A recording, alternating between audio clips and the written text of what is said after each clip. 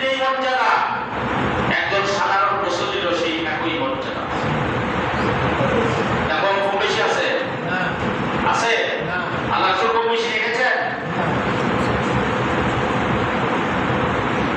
আমাদের সালাতে কাতারে আপনার পাশে প্রধানমন্ত্রী না প্রেসিডেন্ট না সৈফা না ঝাড়ুদা না দাওয়া এটা দেখার সুযোগ আছে?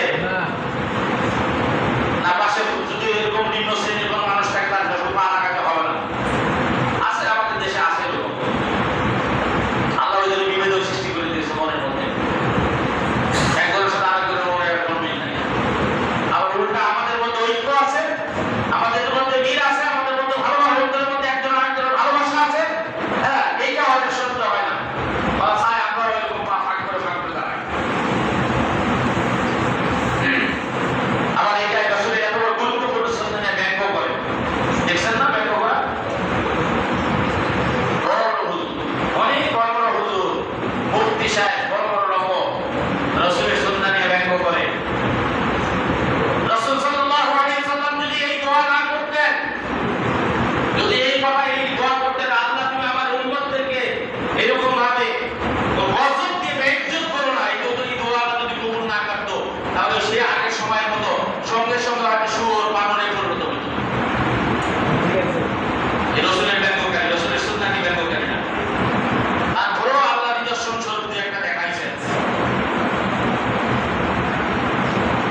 রাসূলের একটা সুন্নাহ হাদিস আছে, সেটি হচ্ছে ইমাম ইচ্ছাকৃতভাবে ইমামের আগে কোনো কার্য সম্পাদন যদি কেউ করে, আল্লাহ রাসূল বলছে ইচ্ছাকৃতভাবে আমার এই হাদিসটি সুন্নাহকে অস্বীকার করে, তাহলে তার চেহারা হবে গাধা।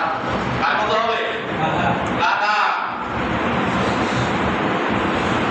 এই কাহিনী আমি বললে আমাদের আমিরে জামাত ডক্টর সাদুল্লাহ গাজী রাহমাহুল্লাহ ঢাকার মুদ্দাদিরুল আলীর কাছ থেকে শোনা।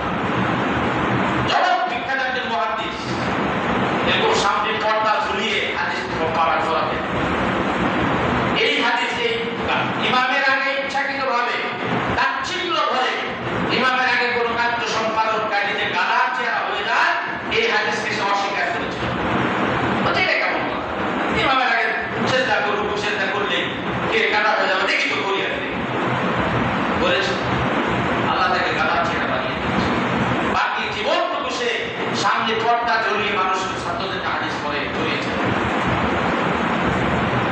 এই হাদিস নেওয়ার জন্য আরেকজন মুহাদ্দিস তার কাছে গেছে হাদিস সংগ্রহ করার জন্য, এবং বলছেন যে আমি তো আপনার কাছে হাদিস শুনলাম, বুঝলাম, আমি আপনার চেহারা দেখতে চাই। তখন এই ঘটনা বললেন যে আমি এই করেছিলাম, আমার চেহারা দেখানোর মতো না। সুতরাং যদি এরকম আল্লাহ দুই একটা দিতেন এখন, হয়তো আমরা দেখতে পাইতাম যে হাদিস রাসূলের সুন্নাহকে তাচ্ছিল্য করলে, রাসূলের সুন্নাহকে অবজ্ঞা করলে কি অবস্থা দাঁড়ায়। সম্মানিত ভাইরা, এই মসজিদ এত গুরুত্বপূর্ণ, এত গুরুত্বপূর্ণ একটি বিষয়, আজকে তার 100 ভাগের 1 ভাগ গুরুত্ব দিয়ে আমরা মসজিদকে মূল্যায়ন করি না। এখন মসজিদটা শুধুমাত্র আমাদের কাছে 5 ওয়াক্ত সালাত আর এক জুমার সালাত আদায় করার জায়গা। এর আসলে মসজিদের ইতিহাস কি তাই? মসজিদের ইতিহাস তো তা নয়। মসজিদ ছিল ইসলামের হেডকোয়ার্টার, সদর দপ্তর, বিচারক, সুপ্রিম কোর্ট। মসজিদ ছিল যুদ্ধের পরিকল্পনা করা সেনাবাহিনীর হেডকোয়ার্টার। মসজিদ ছিল এলএম ডক্টরেট ডিগ্রি প্রদান করার বিশ্ববিদ্যালয়ের কেন্দ্র, বিশ্ববিদ্যালয়। মসজিদ ছিল মানুষকে মানুষ বানানোর জন্য, সন্তানকে সন্তান বানানোর জন্য, সকল শিক্ষা